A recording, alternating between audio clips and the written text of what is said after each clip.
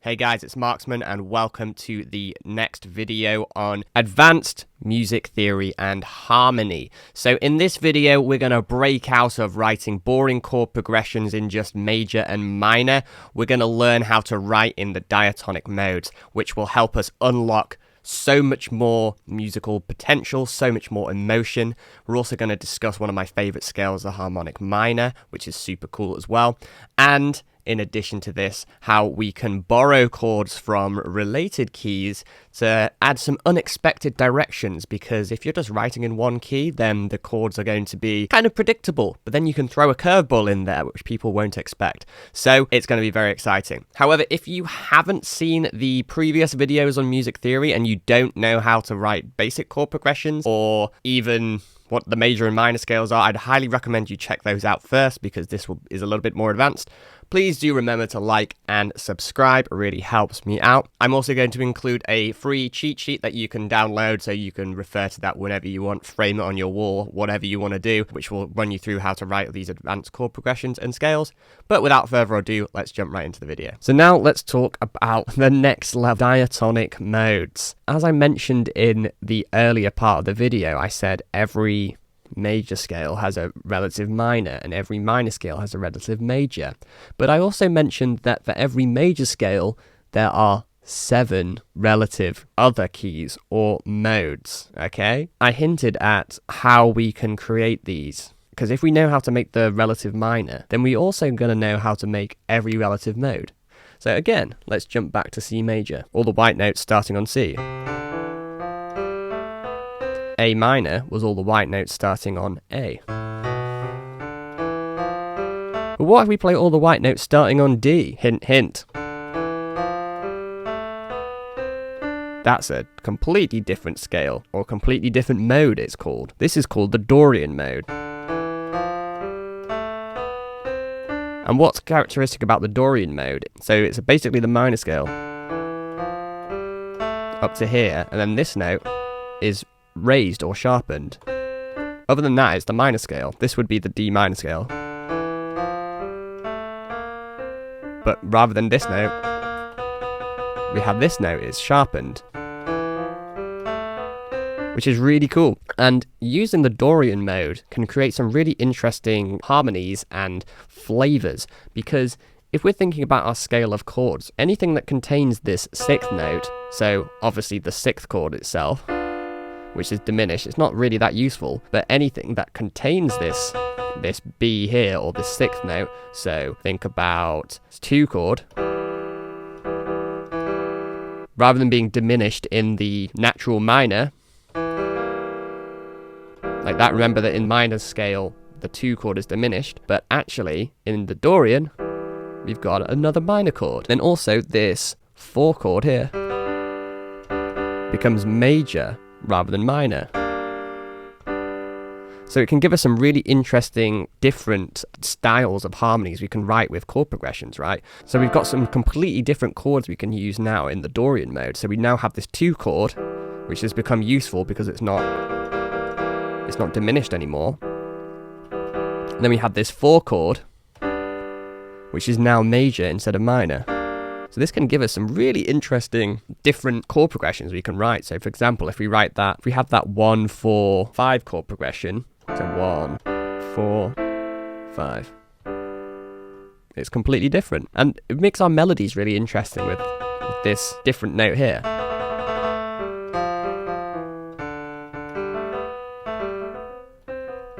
It's a very interesting mode. Give it a try. Write some chord progressions in the Dorian mode, using specifically the 2 and the 4. I love the Dorian mode. Next up, if we play all the white notes starting on E,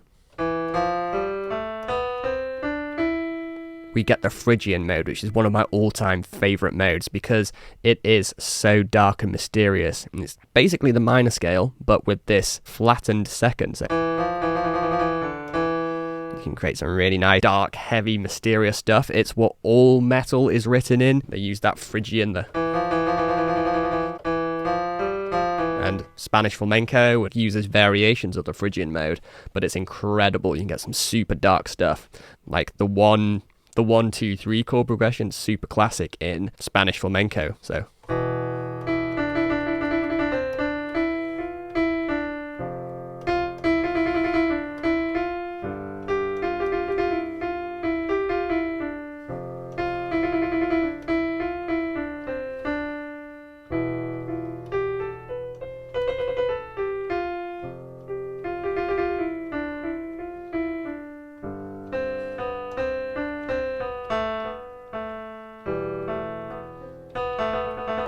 So you see what I mean? Like, you just really emphasize this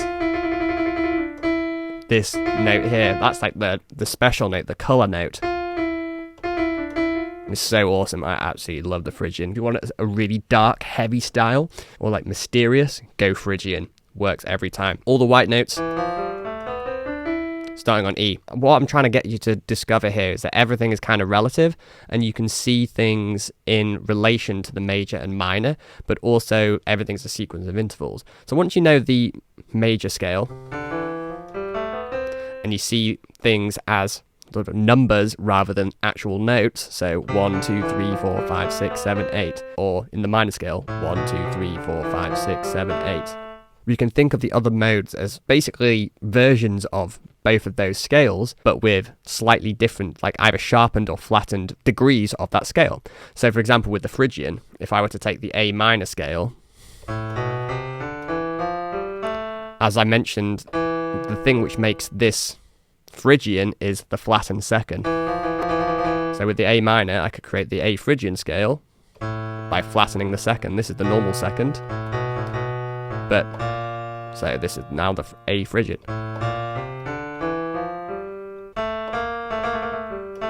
Easy peasy. With the Dorian mode, I mentioned that it's basically the minor scale with the sharpened sixth. So with A minor, 1, 2, 3, 4, 5. This would be the normal 6, but in Dorian it would be sharpen that 6th, then all the white notes again. So that's the Dorian mode in A. Pretty cool. So let's move on. So F. If we start on F and play all the white notes, that's what's called the Lydian mode. The Lydian mode is very popular in jazz. It's got this interesting, mysterious, sciencey, sci-fi kind of sound. And the reason for that is it's got a sharpened fourth. So it's actually brighter than the major scale. It's basically the major scale.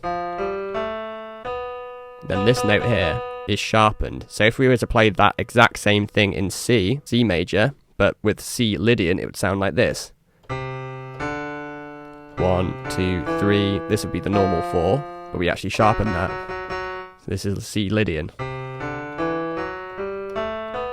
Again, create some interesting chords if you're playing in C, so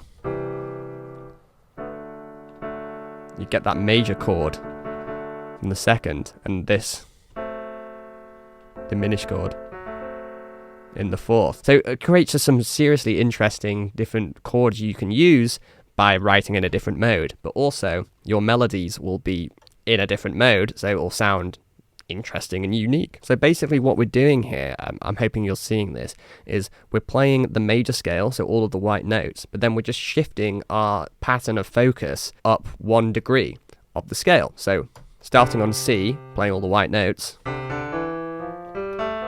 have the major scale. But if I play all the white notes starting on D, so basically what I've done is I'm playing the C major scale, but starting at the second point, I get the Dorian mode.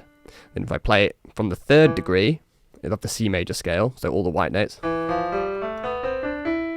get the E Phrygian mode. If I start on the 4th degree, playing all the white notes, I get the F Lydian. These are all related modes. So now let's talk about G. So if I play all the white notes starting on G, that gives us the Mixolydian mode. So G Mixolydian, which is basically the major scale, but with a flattened 7th. In the G major scale, it should sound like this. But rather, we got this. Flattened 7th. So if I were to play the C Mixolydian, it would sound like this. 1, 2, 3, 4, 5, 6. So this would be the normal major scale, but I'm actually need to flatten the 7th, so it sounds like this. 1, 2, 3, 4, 5, 6, 7, 8. You see? So it's basically the major scale, but with the flattened 7th. And this is used in old school rock and roll, things like Rolling Stones and around that era. It's really cool. It's like got all the good parts of major, like happy and bright, but not too bright and too Disneyland sounding, if the way I call it. I tend not to write in major because I think it's too bright, especially for melodic house and techno.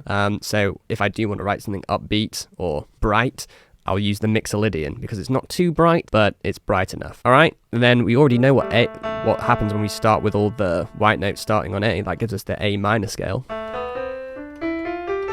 which is actually called the natural minor scale, or what its technical definition is, the Aeolian mode. So that's the natural minor, or Aeolian mode. And then starting on B, playing all the white notes, we get what's called the Locrian Mode. And to be perfectly honest with you, don't bother with the Locrian Mode. It is not useful at all. It sounds pretty horrible, and I think there's only ever been, I think, 3 or 4 popular songs, and I'm using the word popular very loosely, that have been written in Locrian. It is pretty damn useless, so just don't even bother. So even though we have 7 modes, they're called diatonic modes, so 7 modes for every major scale. The major scale, by the way, is actually called the Ionian mode. So the C major scale is called the C Ionian mode. We have 7 related modes. What we have here is 7 different potential scales which are all related, but using all of the same notes. And for every major scale, so even if I were to start on D, for example, I could get the E Dorian scale. I could get the relative Dorian scale by starting on the 2nd degree, but playing all the notes of the D major scale, but starting on E. So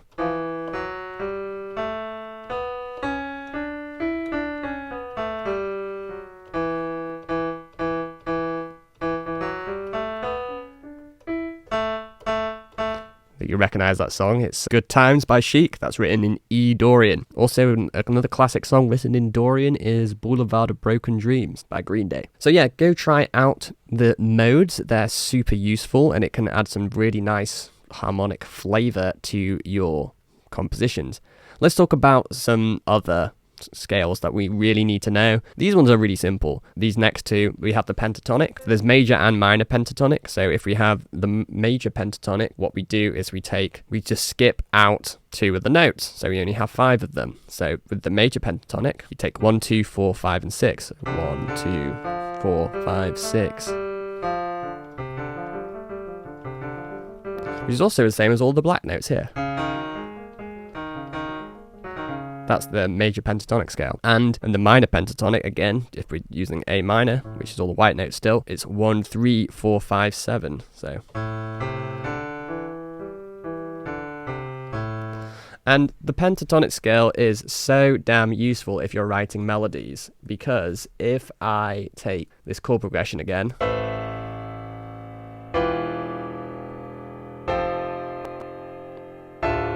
I could write a melody using the pentatonic. We're in A minor here, so I can use the minor pentatonic scale. I could literally just play any of these notes. I literally cannot play a wrong note, and it will sound really good for a melody.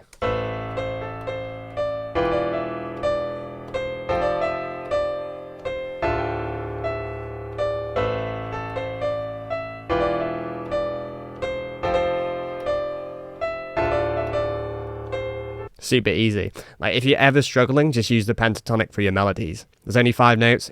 You cannot go wrong. I hope it goes without saying, but if you're using a minor scale, use the minor pentatonic. If you're using a major scale, use the major pentatonic. It is so easy, especially for writing vocals and like guitar solos. When you hear people soloing on guitar, they're mostly just absolutely rinsing pentatonic licks. It's tried, it's tested, you can't go wrong. Cool, let's talk about another scale which is pretty cool, the harmonic minor. So it's basically the exact same as the minor scale, but we sharpen the 7th. So with A minor, that's the natural minor, the Aeolian. But if we sharpen the 7th, that sharpened 7th, basically what that does in practice is that makes the 5th chord major. So for example, in A minor, so let's do it down here. So if you play that 5th chord, because that 7th is sharp, the 7th will be the 3rd of the 5th chord. So that creates a major 5th rather than a minor 5th as you would expect. Really cool. So you can go from like, so the 5th, major 5th chord resolves really nicely back to the root so the A minor. So E major resolves very nicely to A minor. So there's a really important relationship between the 5th chord and the 1 chord. So a 5 chord going to a 1 chord sounds like a resolution. This is called a perfect cadence. For example, if I were to play in the minor version, so here's our 5th chord, then I resolve to the 1. That sounds right, it sounds complete, right? But because of the harmonic minor, that's extra dramatic. The harmonic minor is really interesting because it sounds really classical, and like a lot of Latin, like salsa and all sorts are written in the harmonic minor. The song, My Heart is in Havana, let's just sketch that out here real quick. There's our 5, but let's turn off scale mode and then change this to the major. There's a lot more tension there. And then if you're playing a melody over the top as well.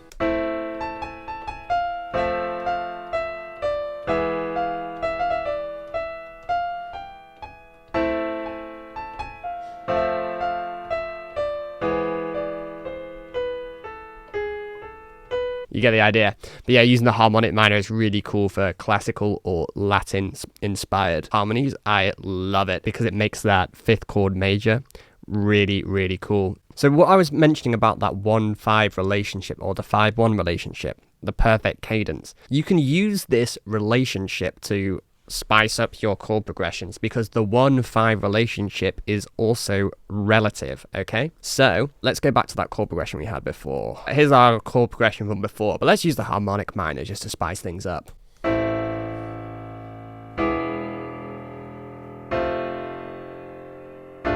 As opposed to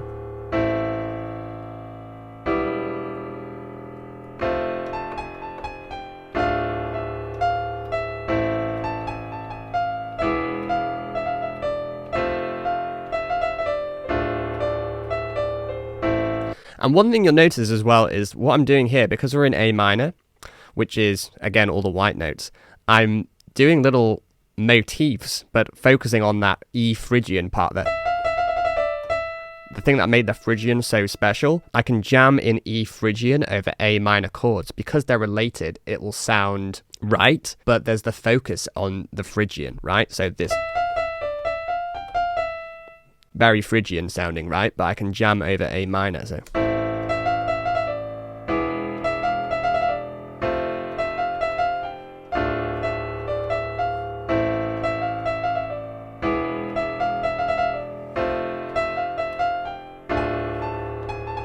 So that's pretty cool. So what I'm doing here is basically writing a melody in a related mode. For example, in A minor, I could write a melody in C major, which is a related key, but the focus is on C. So for example, I could write a C major melody over the top of this.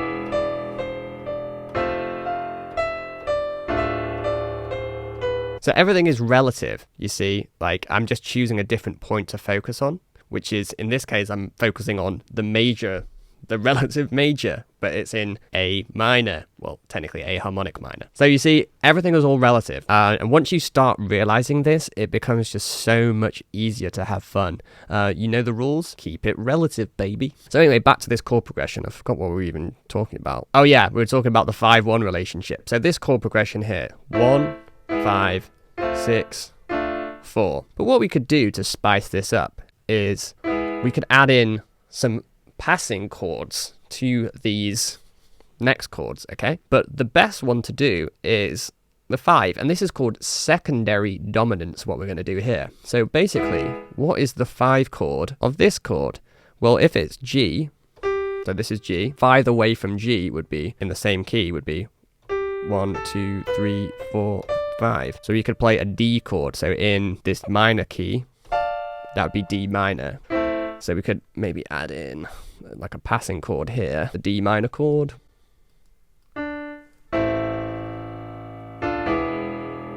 Let's have it a little bit longer so we can actually hear it. So we're creating this 1-5, the 5-1 relationship, but relative to this next chord, okay? So that sounds right, rather than just going like this. We're creating a passing chord, but a passing chord that makes sense. Makes the most sense, actually, with the 5-1 relationship. This is called secondary dominance, okay? So let's listen. But maybe let's have it a little bit closer. Using inversions. And then where we're going to next, we're going to the 6th chord, so F. What's 5 away from F? So 2, 3, 4, 5, C. So we need a C chord. So what's the C chord? Oh boy, it's C major. So let's create a C major chord. And maybe drop that down an octave. So it'll sound like this. Let's do the exact same thing here. So that's going to be the 4 chord, D. So we go to A. Oh look, we're back at A. So let's create an A chord here. And then put it in a different inversion. Maybe just a...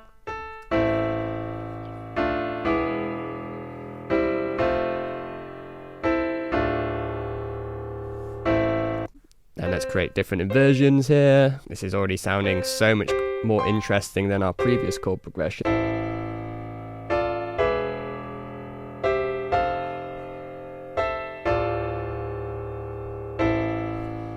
So now we've taken a relatively interesting chord progression, not like crazy interesting, but we've made it more interesting with secondary dominance. So basically what we've done here is we've added in a 5 chord, a relative 5 chord to the next chord. So we're having these chords, like intermediary chords, which sound really good when the next chord hits, because the 5-1 relationship is so strong. So...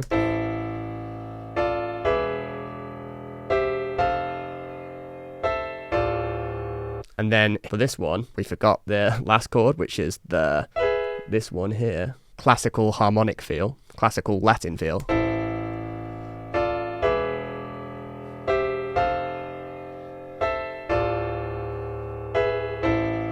So yeah, that's already spiced up our chord progression. We're going pretty deep here, but something also you can do to spice up your chord progressions as well, again using a passing chord, which can be quite interesting, is if you use a diminished chord, a semitone below the chord you're going to. So remember how I said that the B, if we're using C major, if you create the 7th chord, that's a B diminished chord, but that resolved nicely to C. So we can use that same principle, because that's a half step away, a semitone away from C. That's a nice resolution. So let's whack that in here. I quite like this. I think here it could be cool to do the diminished chord here. So basically what we want to do is, where are we going? We're going to F. So we need to create an E diminished chord here. A diminished chord is 2 minor thirds on top of each other. So basically an interval of 3 semitones and 3 semitones. So 1, 2, 3, 1, 2, 3.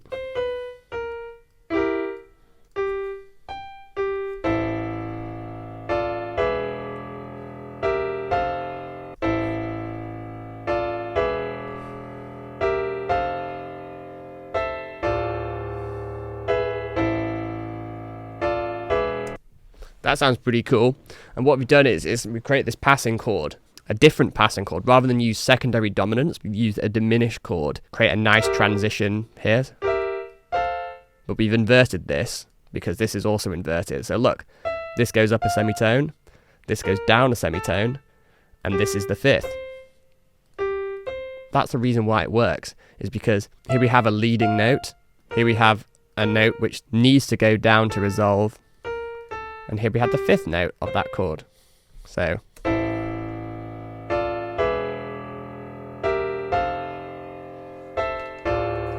let's do that same principle again, just so we know what we're doing. So here we have D. We need to create a diminished chord a half step below.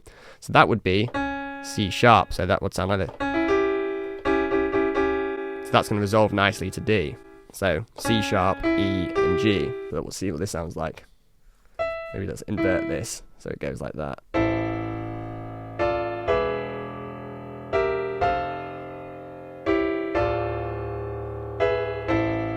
So that's how you use diminished chords. You use them as passing. You can use it to resolve a semitone up to the next chord. And bearing in mind, these are all just triads in inversions. If we were to have 7th chords and 9th chords in this would sound unbelievably good.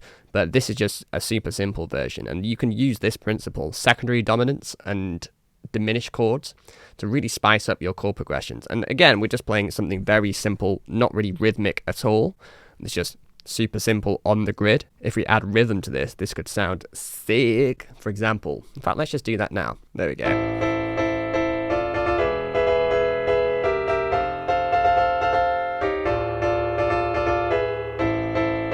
And that's just using the piano. It's still not exactly super complicated. It's still just using triads. And then we've used secondary dominance and diminished chord resolutions to really spice this up and add in like a little syncopated rhythm. And we've taken this boring chord sequence into something which is actually pretty cool. I mean, this is just on the piano. Like, imagine if this was through a awesome synth sound. This would sound dope, right? This is why it's important to write stuff on the piano, because if you can get it sounding good on the piano, it'll sound amazing through a synth. And finally, we kind of touched on this with the borrowed chords, but basically you can take any chord from any mode, any relative mode, and whack it in to spice up your chord progression. For example, let's write a brand new chord progression here. Let's write in C major, so...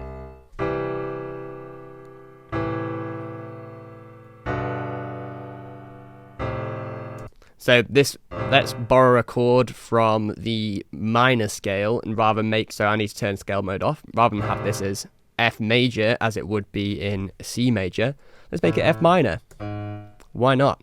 So this is going to add a completely different flavor to this chord progression, which is pretty boring and standard. So this minor chord is pretty unexpected. The minor fourth is a really nice one to throw into the major scale.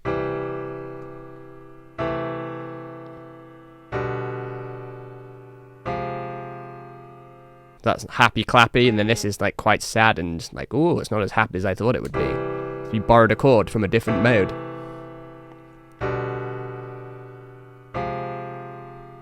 Again, this is just using triads. So you can borrow chords to create a completely unexpected change, create different emotions that you might not be able to make just using one diatonic mode or one scale. You can do basically whatever the hell you want as long as it kind of makes sense.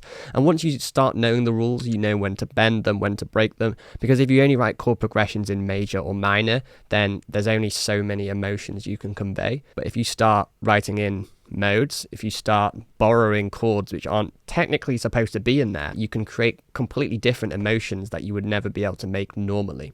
So this is something very important to take into account. So that just about does it for today's video. We've discussed how we form the diatonic modes, what their characteristics are, and how to use them. We've also discussed the harmonic minor, which is one of my favorite scales to write in, and how we can borrow chords from other keys to add some different emotion to our potentially predictable chord progressions.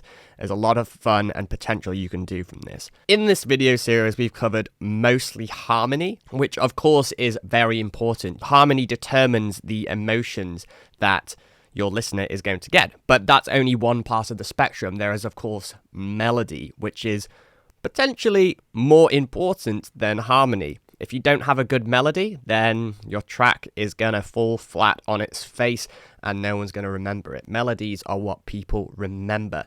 So if you want to learn more about melody, we're going to be covering that in so much more detail in my upcoming program, Producing Melodic House and Techno with Marksman, where we're going to be applying music theory to production techniques for every single element of the track: the drums, the bass, the leads, the chords, the keys, the arpeggios, everything, so that we can produce better results quicker, that we're happy with, that sound professional. If you are interested in that, drop a comment below and I'll send you more information. Don't forget to download the Advanced Chord Progressions and Scales cheat sheet, where you can refer to that wherever if you forget anything in this video, or you can always come back and watch it again. Please do like and subscribe, and I'll see you in the next video.